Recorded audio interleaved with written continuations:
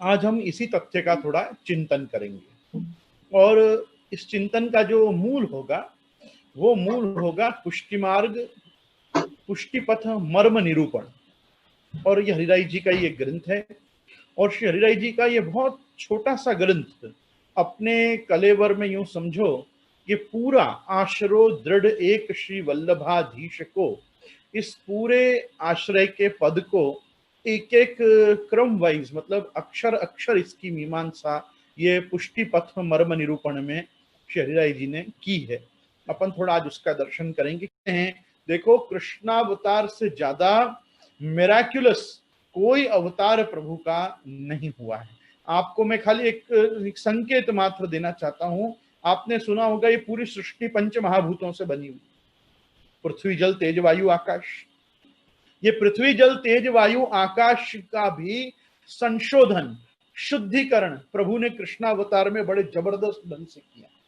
जैसे आप देखो, सबसे पहले पृथ्वी, प्रभु ने मृत्तिका भक्षण किया, मृत्तिका मट्टी खाई प्रभु ने, और माटी खा के क्या किया, मृत्तिका भक्षण के माध्यम से पृथ्वी तत्व का संशोधन किया, बराबर। फिर पृथ्वी जल, कालिय नाग को आपने यमुना जी में से बाहर किया, बाद में मुर नाम के दैत्य का संहार किया, उससे जल तत्व को प्रभु ने शुद्ध किया, तो आपने जल का संशोधन किया। फिर तेज मतलब अग्नि, प्रभु ने दो दो बार अग्निपान किया। दावानल पान की लीला भी प्रभु की दो बार बताई गई है श्रीमद् भागवत जी में पूर्वार्ध में।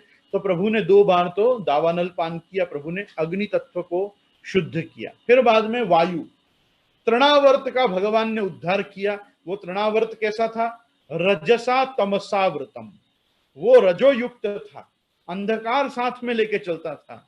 तो जिस प्रकार से चक्रवात आके और सब तरफ धूल मिट्टी फैला जाता है और हर तरफ अंधकार एक प्रकार से छवा जाता है उसके आने से, उसी प्रकार से जो वायु तत्व में दूषण हुआ, उस प्रदूषण को भगवान ने तृणावर्त का उद्धार करके और निवृत्त किया। और आप देखोगे कि भगवान ने एक दैत्य को मारा जिसका नाम था व्योमासुर। व्योम मतलब आकाश, आकाश तत्व की शुद्धि भगवान ने व्योमासुर का वध करके की। दूसरा, जो पृथ्वी जल तेज वायु आकाश हैं, इनमें जो तन मात्रा है और रूप रस गंध स्पर्श और शब्द है।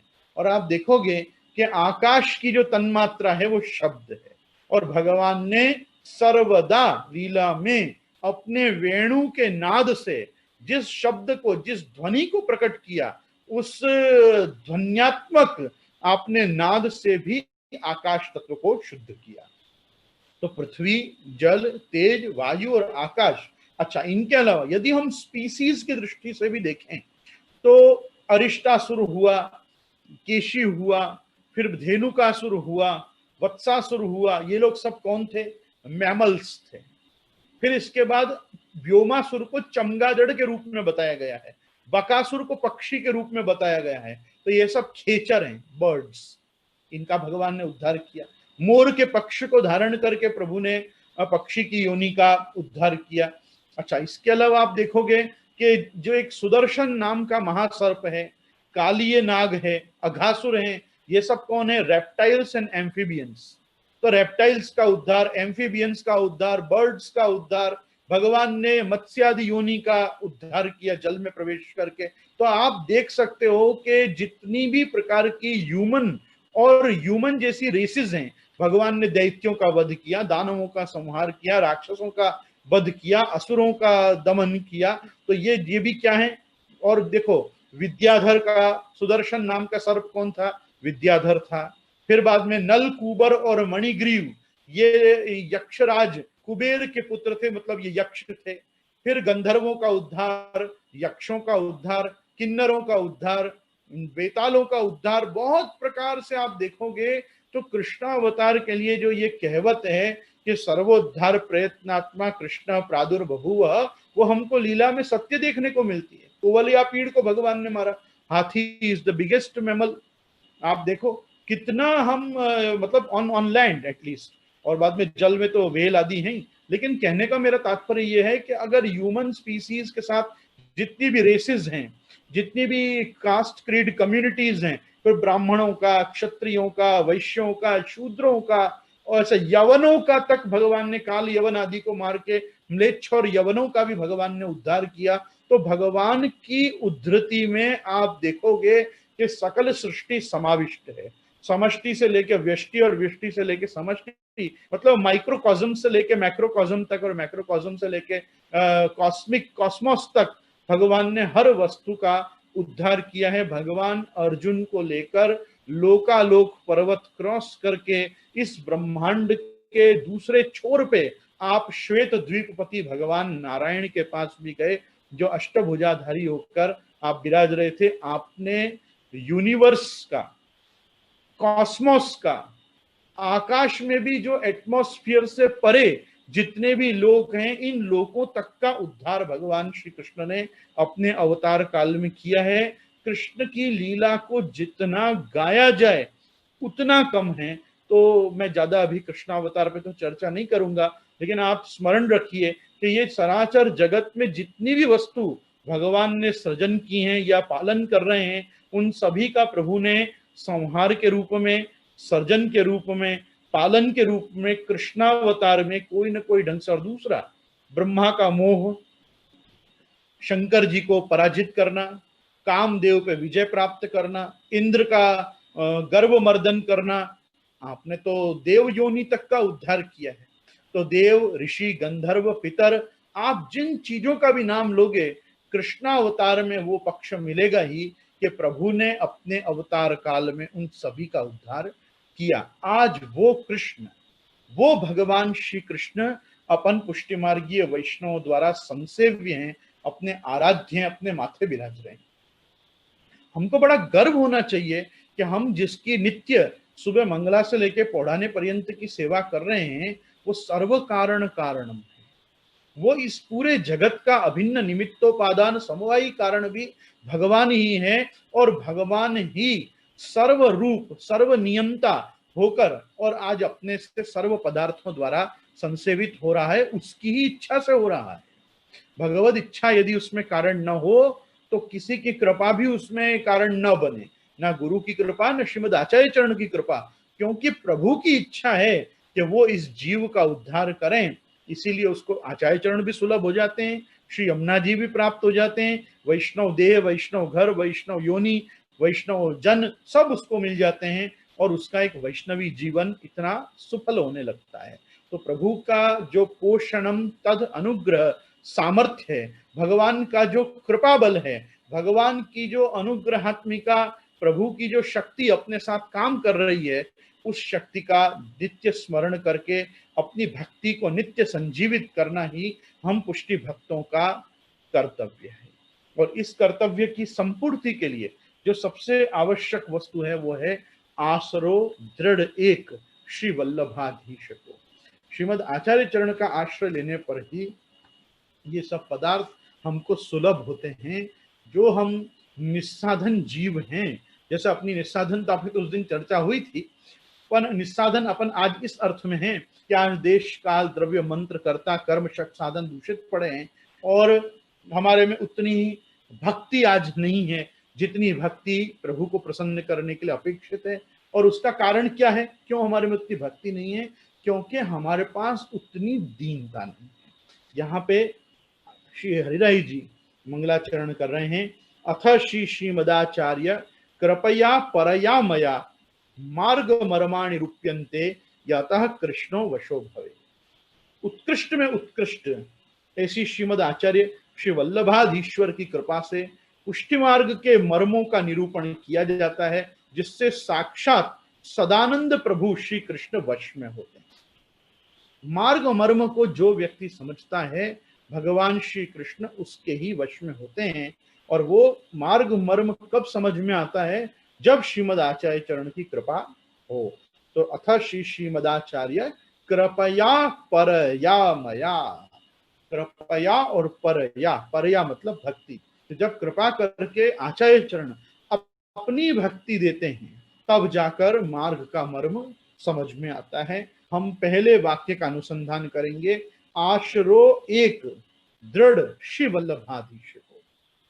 आदौ दृढ़ो निजाचार्य चरणाम्बूरुहाश्रयः पुष्टिमार्ग फलम नैव लभ्यते दानमन्तरः तद्दानार्थम ही सर्वेषाम् आचार्य प्रकटीकृतिः अतः साधन निष्ठाम ही सर्वाम उत्सृज्य सर्वतः स्वाचार्य चरणाम भोजम भाव्यताम शरणम हृदय तथापि साधन कृतिर पाखंडित्व असिद्धये अपाखंडित्व सिद्धये।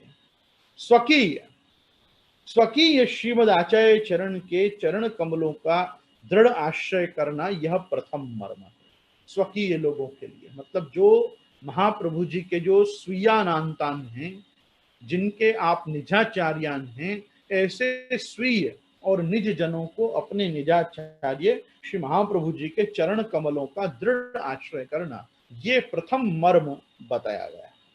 ऐसे भी मैं पहले भी आपको ये चीज डिस्कस की है आपके साथ कि ध्यान मूलम गुरोर मूर्ति ही, पूजा मूलम गुरोर पदम, मंत्र मूलम गुरोर वाक्यम, मोक्ष मूलम गुरोर कृपा। और ये मैं इसलिए कह रहा हूं क्योंकि सर्वोत्तम जी में महाप्रभु जी के दो पृथक पृथक नाम हैं, श्री कृष्ण ज्ञानदह और गुरु। श्री कृष्ण ज्ञानदो गुरु, तो वहां दो नाम, श्री कृष्ण ज्ञानदह और गुरु। जब तक ये श्री कृष्ण ज्ञानदाता और गुरु रूप में श्री महाप्रभु जी की आश्रय में नहीं जाएगा जीव, तब तक उसको पुष्टि मार्ग का कोई मर्म समझ में नहीं आएगा। अब यहाँ पे महाप्रभु जी की शरण में जाने से तात्पर्य यह है कि अन्य किसी को भी गुरु नहीं मानना।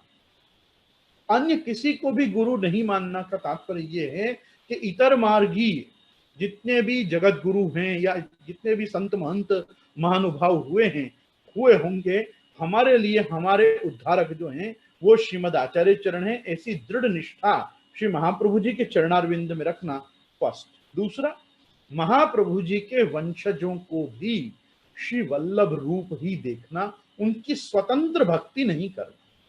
उनकी स्वतंत्र भक्ति अनपेक्ष है। अब क्या जरूरत है? नहीं है। क्यों? आप उनको आचार्य चरण के स्थान पे देखोगे तो आप ज्यादा अहोभाव प्रकट कर पाओगे। अरे आप गोविंद राय जी को कितना मान दोगे दे दे के, पर अगर आप गोविंद राय जी को श्री महाप्रभु जी मानोगे तो गोविंद राय जी का भला ज्यादा उसमें है कि आप उनको श्रीमद आचार्य चरण के स्थान पे देखो। मैं मेरा एक दृष्टांत दे रहा हूं, बाकी मेरे तो पूज्य चरण यहाँ विराज रहे हैं। जैसे मैं मेरे गुरु को मानूंगा तो मैं मेरे गुरु को महाप्रभु जी गोसाई जी साक्षात जानूंगा, तब मुझे मार्ग फलीभूत होगा। मैं मेरे गुरुदेव को केवल श्री नीरज कुमार जी महाराज जानूंगा तो मेरा उद्धार उतना जल्दी नहीं होगा जितना जल्दी आप में प्रभु चरण की भावना करने से मुझे जल्दी मार्ग फलित होगा। तो आश्रो एक दृढ़ श्री वल्लभाधीश को, इस पद में एक शब्द बहुत आवश्यक है क्योंकि एकम एवा द्वितीयो ब्रह्म, ब्रह्म भी एक ही है। ब्रह्म जो नाना रूप में दिखता है वो अंशो नाना व्यपदेशात, वो एक उसकी अलग लीला मात्र है, पर प्रभु तो एक ही है। तो क्योंकि प्रभु एक है, महाप्रभु भी एक है। महाप्रभु कैसे एक है? तो उसके लिए प्रमाण वाक्य है ये, श्री वल्लभ नमो जस्त्रम षट धर्मयुत धर्मिणे तस्मात् सर्वत्र शास्त्रेषु भवान एको ही वर्णे। प्रभु एक महाप्रभु जी का ही वर्णन सब शास्त्रों में हुआ है। क्यों? क्योंकि षट धर्मयुत धर्मिणे आप स्वयं हैं। आप धर्मी भी हैं और यशस्वी ऐश्वर्य वीर ज्ञान वैराग्य युक्त भी हैं। तो षट धर्म युद्ध धर्मिणी होने के कारण श्रीमद आचार्य चरण में वो सारे गुण विद्यमान हैं जो भगवान श्री कृष्ण में है। खुद श्री हरिराय महाप्रभु का एक ग्रंथ है, कभी अपन डिस्कस करेंगे, श्रीमद आचार्य सकलावतार साम्यम। 24 के 24 अवतारों के साथ श्री महाप्रभु जी की समानता करी गई है। समानता से तात्पर्य कि जैसा उस अवतार में प्रभु ने किया है ऐसा आचार्य चरण ने भी किया है। वो भाव से उन जीवों का उस प्रकार से उद्धार उस अवतार में हुआ है। देखो इधर महाप्रभु जी ने भी किया है और उसकी सर्वोत्तम जी की नाम संगति भी दी है कि ये लीला और ये चरित्र महाप्रभु जी के कौन से नाम में प्रकट होता है।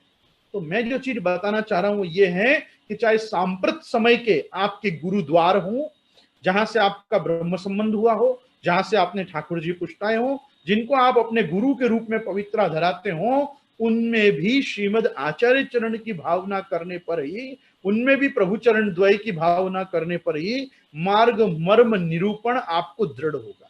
ऐसा श्री हरिराय जी का मत है।